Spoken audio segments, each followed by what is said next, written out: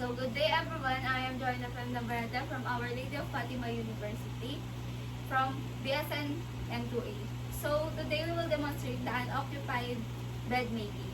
So first we will all gather the equipment which is in the side of the table. So next is we will now do the hand hiding.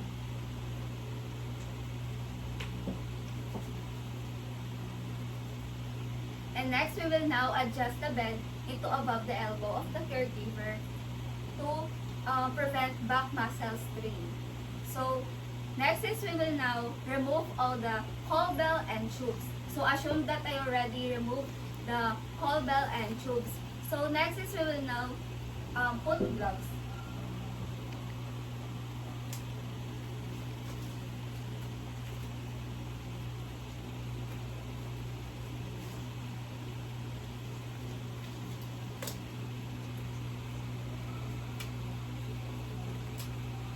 So next is we will now loose the linen of the bed.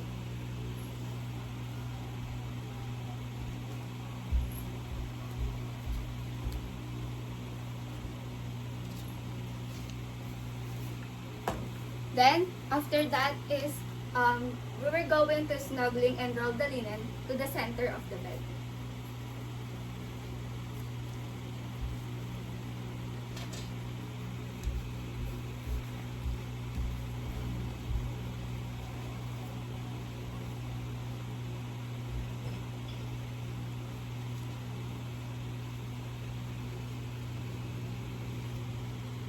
Then we will now dispose the linen and put in the hamper. So after that, we will now clean the bed.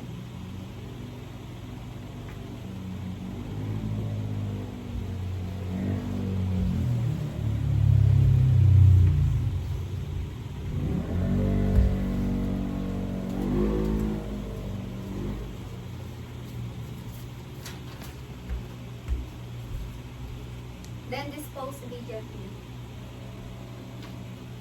Then we will now remove our gloves and dispose. Next is we will now get the bottom sheet, then put in the center of the side of the bed.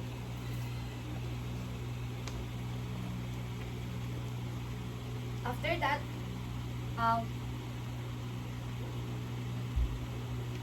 we will now open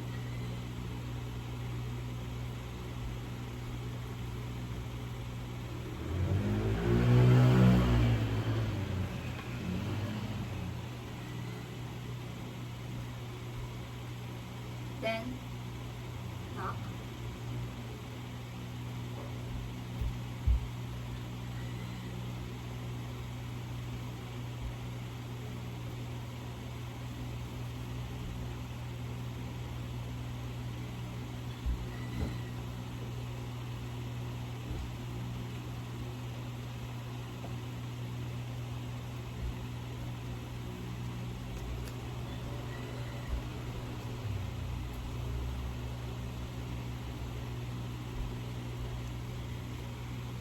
After that, we will now get the draw sheet, then put on the center of the side of the bed, then open,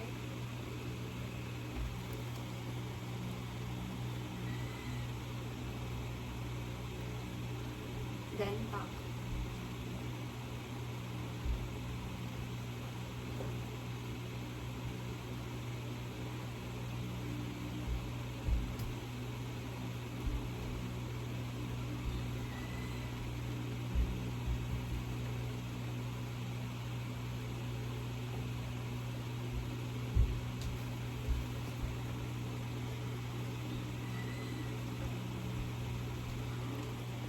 Then we will now put the protective pad.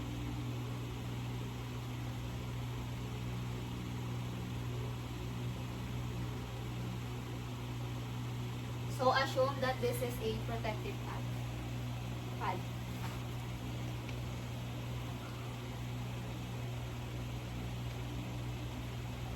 Then we're going to do the same process to the side of the bed.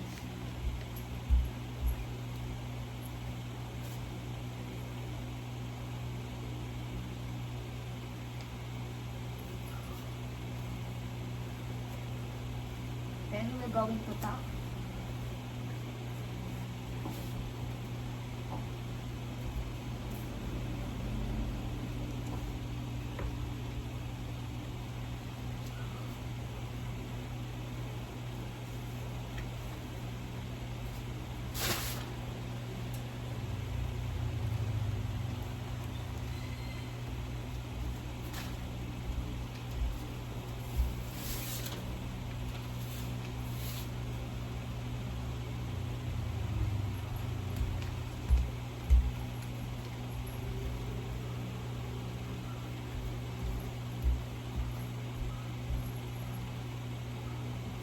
We'll tack again.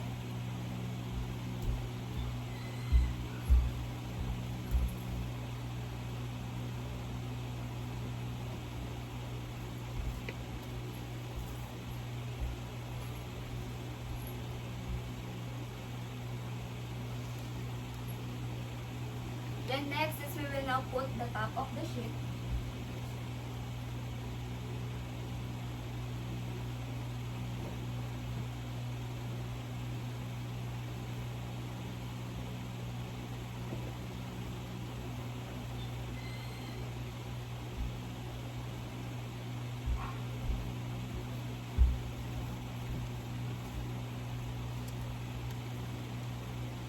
Then we will now tack again.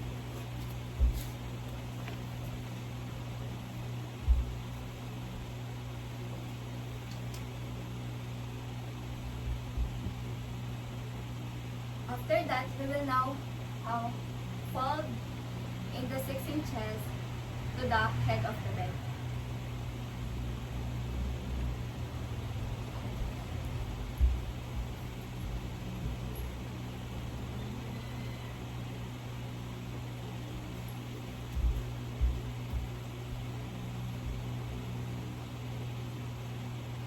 So don't tack too tight.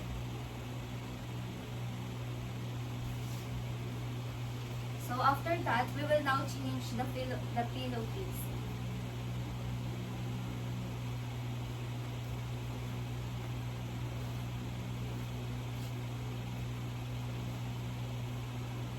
Then put the pillow in the safe and clean surface. Then dispose the pillowcase. Then get a new one. Then put into the pillow.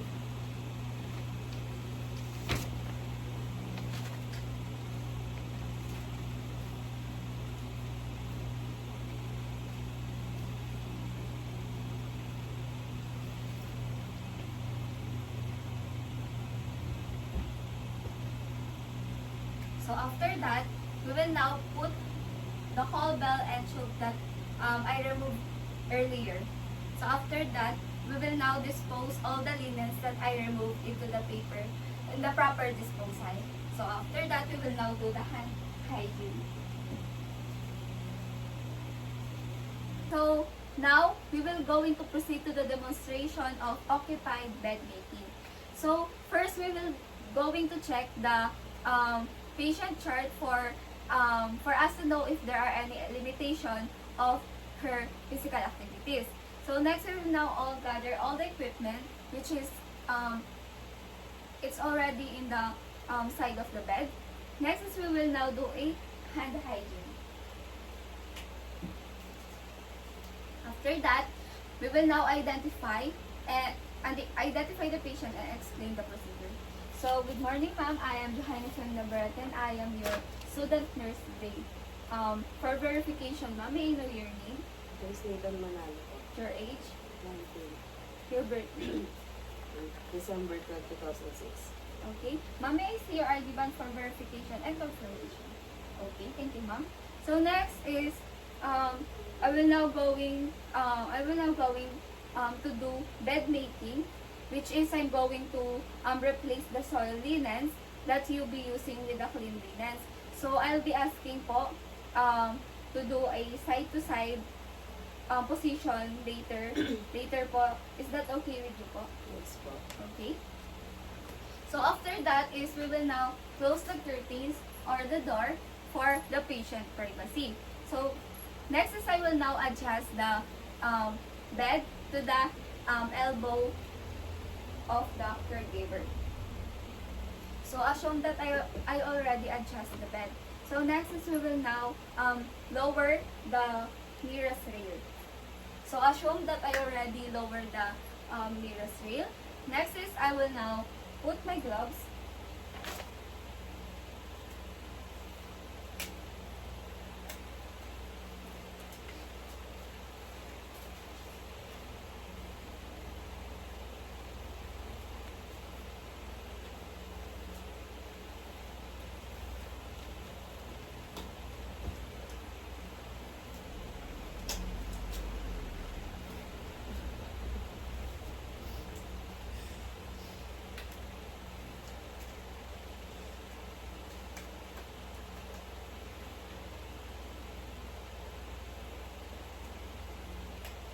So next is I will now check the bed if there are any important materials. So, okay. So next is I will now remove the hall bell and choke. So assume that I already removed the hall bells and choke. So next is I will now put a bed bath and get the top linens.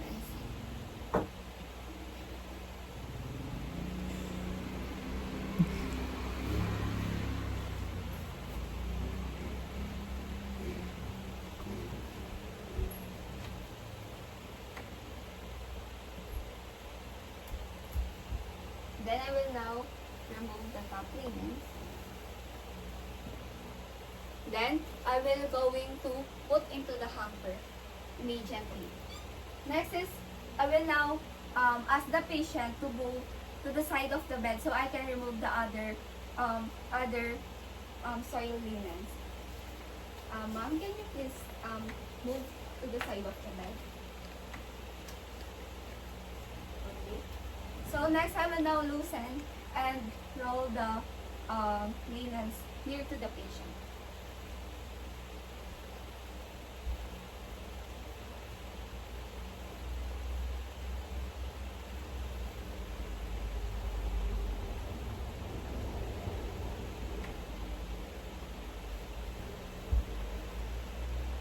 Next is I will now put a bottom sheet.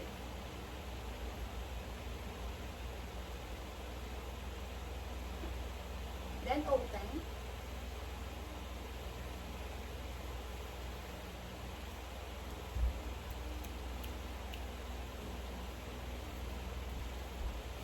Then top.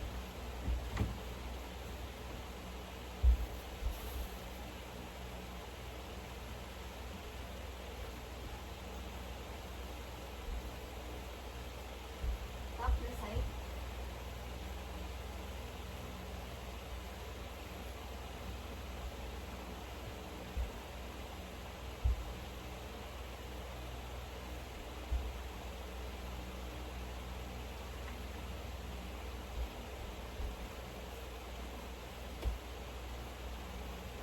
So after that, we will now put the draw sheet.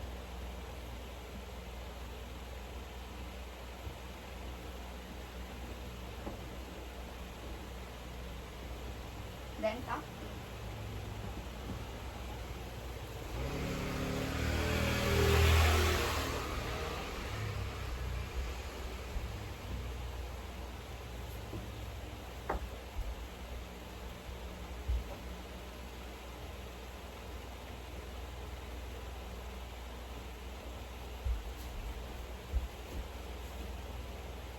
So after that, we will now put the draw sheet.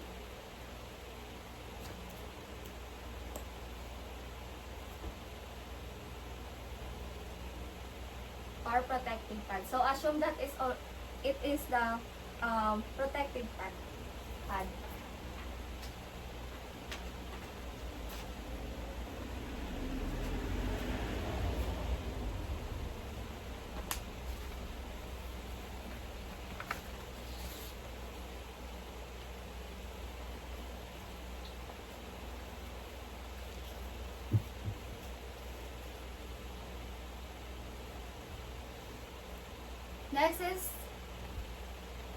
Next is I will now going to move the patient to the other side of the bed.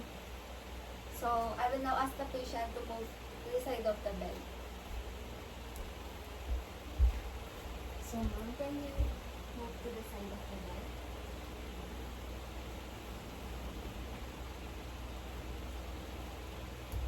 Then I will now do the same process to this side.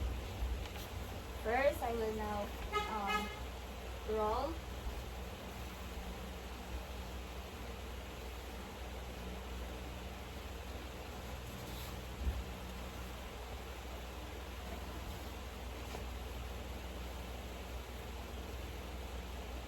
Then I will now pull the linens, then dispose to the hamper.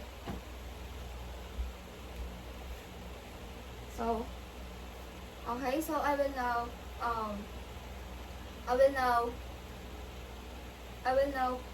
put the plain linens.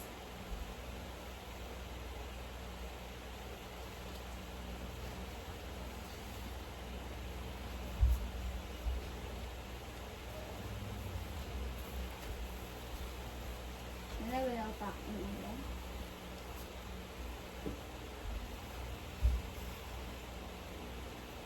Then next is the roll sheet.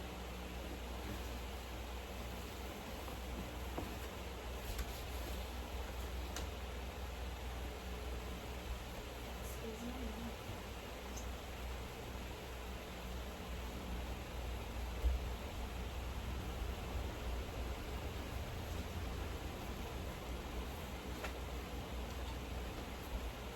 Then next is the pad.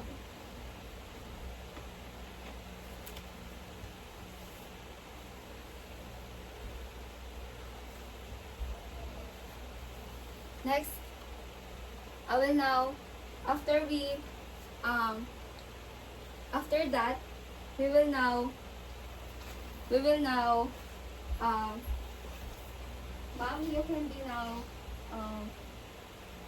in your comfortable position.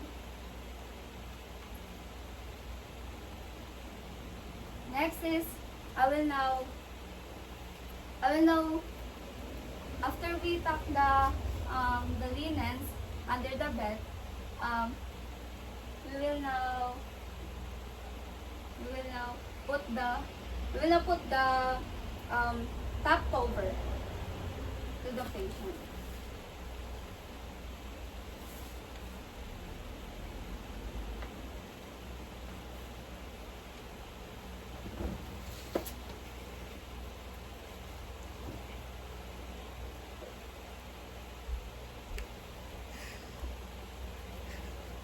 Then I will pull the we will pull the linen under the patient top cover.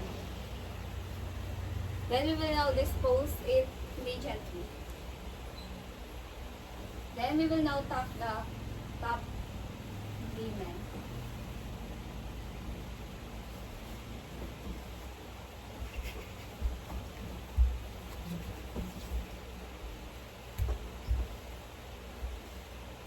So,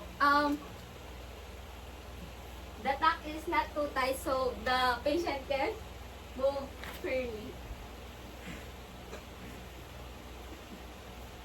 So we will tuck in a 6 inches. So after that, we will now change the pillowcase. Then, mom, is that okay that I will borrow the pillow? I will now remove the pillowcase.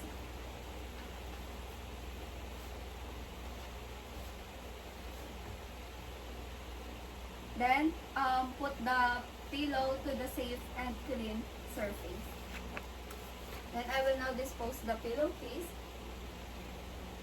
Then I will now get the clean pillowcase, then put it to the pillow.